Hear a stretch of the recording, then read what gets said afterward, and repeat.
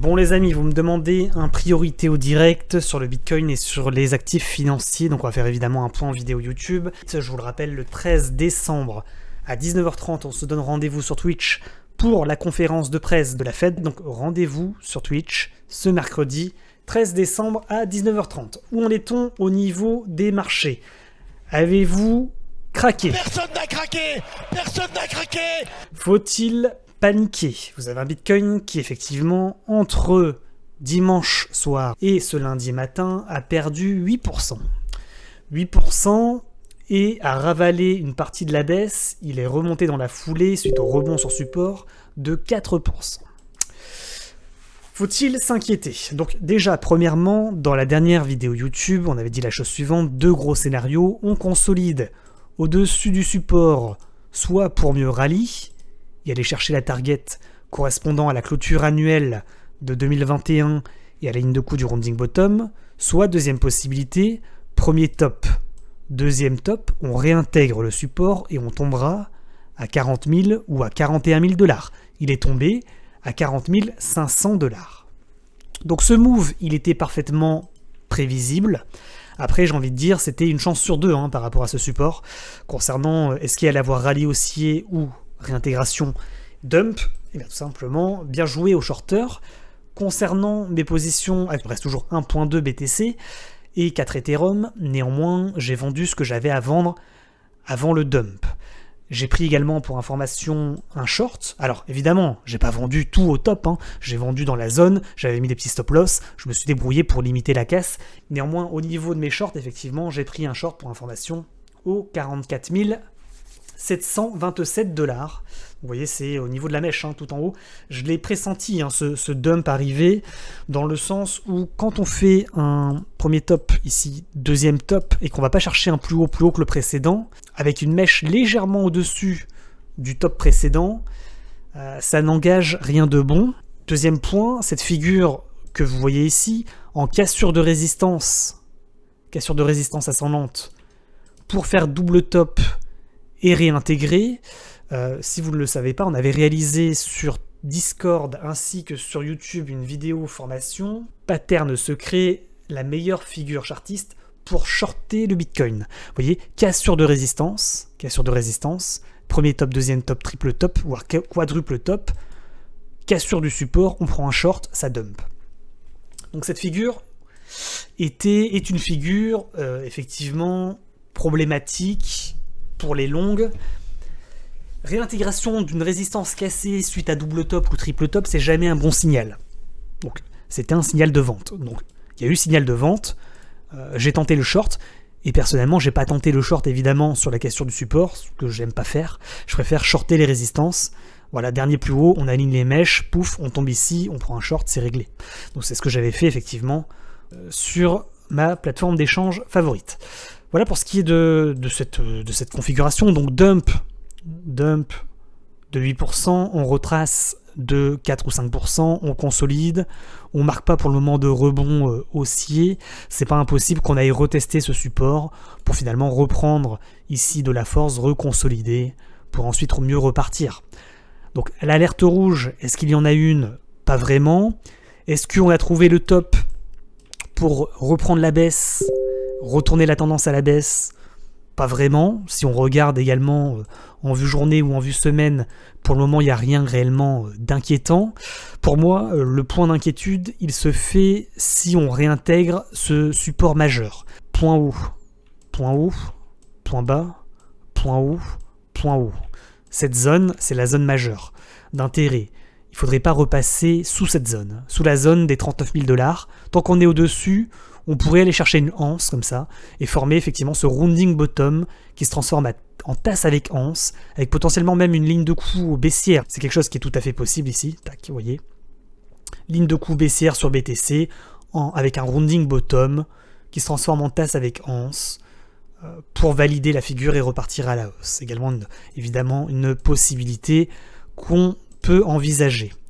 Donc en résumé, correction, les hausses ne se font pas sans correction évidemment, sans décrochage. Quand on a des hausses comme ça, on ne le voit pas, mais si vous zoomez en intraday, vous avez des décrochages évidemment de 10% sur la journée, qui sont retracés dans la même journée ou sur la journée suivante. Ça n'invalide pas pour autant la hausse générale du point de vue macro sur le BTC. Évidemment qu'il y a des décrochages en intraday, évidemment que ça ne fait pas un to the moon directement, sans correction, sans consolidation, sans décrochage. Donc pour le moment, ça représente plus un décrochage, une correction de la hausse, pour siphonner un petit peu les stop-loss des retardataires, pour faire peut-être un petit peu paniquer les traders longues les plus fragiles d'entre vous. Néanmoins, il ne faudrait pas non plus négliger les signaux. Il y a eu cette figure en double top réintégration, on n'a pas réussi à casser la résistance. Les shorteurs ont repris le temps d'un instant la main. Donc on a une force vendeuse qui nous entraîne vers le bas. Maintenant, on résume, on s'est fait rejeter sur des résistances. C'est la première fois que ça arrive depuis maintenant 1 mois et demi. Néanmoins, on n'a pas cassé les supports. Les supports majeurs, il y en a un ici, en bas de structure, dont on a parlé, avec l'alignement des points bas ici. Et on en a un deuxième de support majeur ici, aux environs des 39 500 $. Tant que ces deux niveaux résistent, j'ai envie de dire, pas d'alerte générale. Évidemment, n'oubliez pas de liker la vidéo, de vous abonner et de mettre également un petit commentaire pour le référencement. Je vous rappelle également qu'il y a une nouvelle vidéo sur la chaîne, mon nouveau call de wallet crypto, vidéo sur Tangem, qui a un portefeuille concurrent direct à Ledger, qui est plutôt intéressant. Allez la voir si ce n'est pas déjà fait, cette petite vidéo YouTube qui vient de sortir.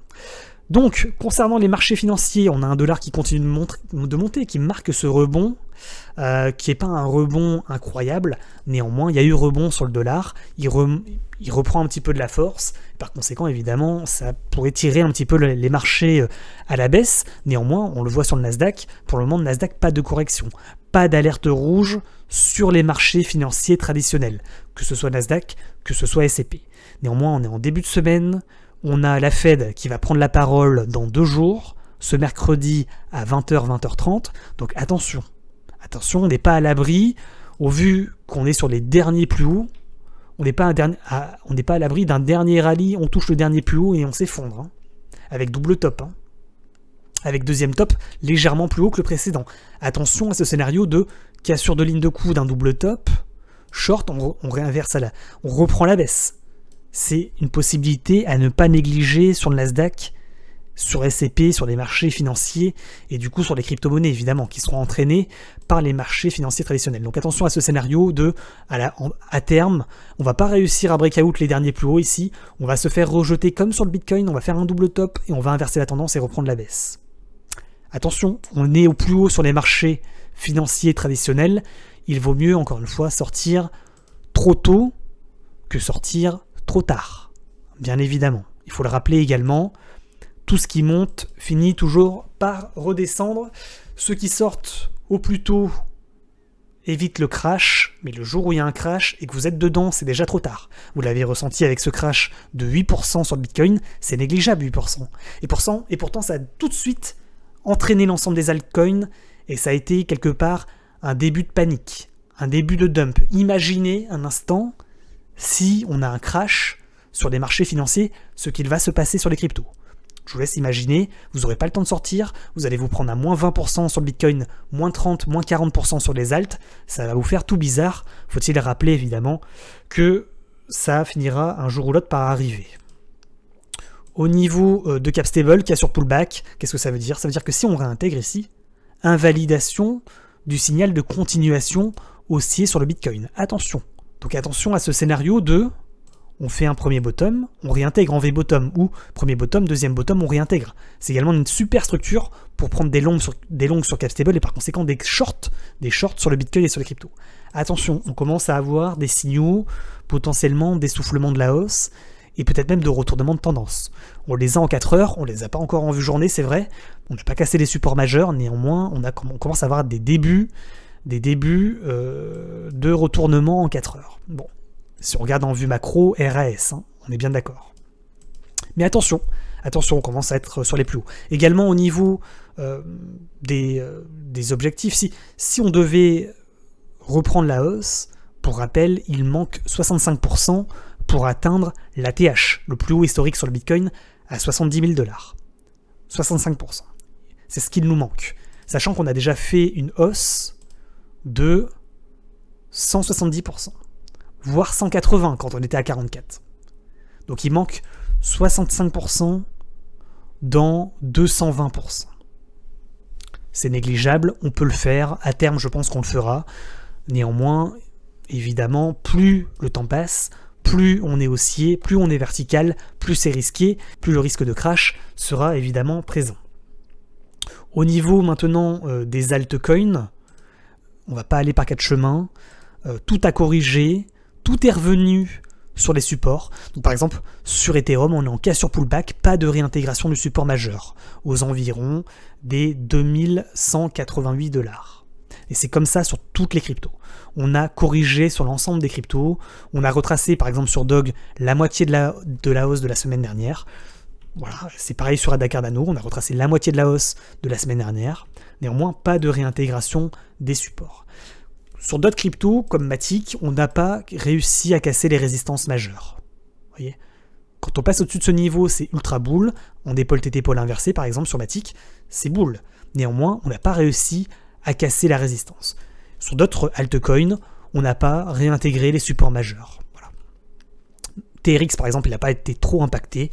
Il continue globalement en tendance latérale. Quand on vous avez des moins 8, moins 10% sur les alts, il ne faut pas oublier que la semaine dernière, on a pris plus 16%. Donc, même plus 20%. Donc évidemment, c'est à relativiser, ce dump.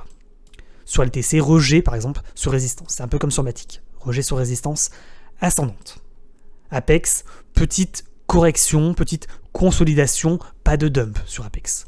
RAS. Sur Chainlink, un peu plus inquiétant. On fait un double top, on consolide, on est en train de tester des cassures de support, néanmoins on les tient, pour le moment on les tient. Mais c'est risqué, évidemment. Solana, il touche l'objectif, il corrige, il vient rechercher le support. Support ascendant. Et je n'ai pas touché mes tracés depuis la dernière vidéo YouTube. Vous vous rendez compte à quel point chartissement c'est propre. Rejet, on touche l'objectif, on repart. Avec une force acheteuse, une mèche. Ensuite, Atom. Pareil, c'est un peu comme Ethereum, cassure pullback. On maintient les supports. Pas de réintégration du support majeur à 9.2 sur Atom. NIR Protocol, c'est pareil. C'est comme Solana. On touche l'objectif, on corrige, on vient rechercher le support. Ici. Pas de réintégration du support majeur. Donc ça nous montre que effectivement, pour le moment, c'est une correction, un petit siphonnage de stop, mais que pour autant, sur beaucoup d'alt, les supports tiennent, les supports résistent, et que cette correction sur BTC pourrait signifier, évidemment, qu'on a touché le top, mais ça pourrait également être une correction, une simple correction, pour mieux ensuite potentiellement reprendre la hausse, reprendre de la force. Avec, on le voit au niveau chartiste, un support qui tient bien, qui est majeur ici, peut-être au niveau également des graphiques, peut-être une structure en biseau d'élargissement descendant ici, vous voyez, on va le tracer ensemble. Tac. Biseau d'élargissement descendant, pour mieux peut-être continuer la hausse, figure de continuation de la hausse, en biseau descendant ou en biseau d'élargissement, comme ça. Tac. Vous voyez, point haut, tac, tac, tac. Double top, on reprend, on repart, on va chercher la target. Donc en fait, la zone qui est ici, c'est une zone majeure, en dessous de laquelle il ne faut pas repasser. C'est environ situé aux 41 000 $. Allez, si on prend vraiment les plus bas, 40 800, voire ce support majeur aux environs des 39 500 $. Voilà, j'espère avoir été totalement clair sur mon avis sur le Bitcoin. En clôture, c'est pas impossible qu'on ait cette figure, qu'on aille chercher la target et que ce soit le point de rejet, le point de retournement, le top, avant la réalisation d'une anse sur BTC pour valider ensuite ce rounding bottom qui se transforme en tasse avec anse pour ensuite reprendre la hausse. D'accord ? Donc c'est normal, des petites corrections dans la tendance générale qui est une tendance haussière. Mais attention, encore une fois, sur les marchés traditionnels, avec un Nasdaq et un S&P haut perché, on s'approche des plus hauts historiques. À un moment donné, ça risque de corriger, évidemment, sur les marchés. C'est ça l'épée de Damoclès que l'on a au-dessus de la tête. Également, peut-être pour terminer, sur les sondages réalisés aujourd'hui. Quel niveau BTC touchera-t-il en premier? 40 000 ou 44 000 $? Vous avez voté, vous le voyez. À 60% pour 40 000, vous pensez qu'on va reprendre la baisse sur BTC pour aller chercher les 40 000. Et vous êtes également 40% à penser que non. Là, on va maintenir la position et on va revenir chercher la résistance aux environs des 44 000, voire même potentiellement des 45 000, 46 000 $. Voilà, je rends l'antenne. N'oubliez pas de liker, de vous abonner et de mettre également un petit commentaire.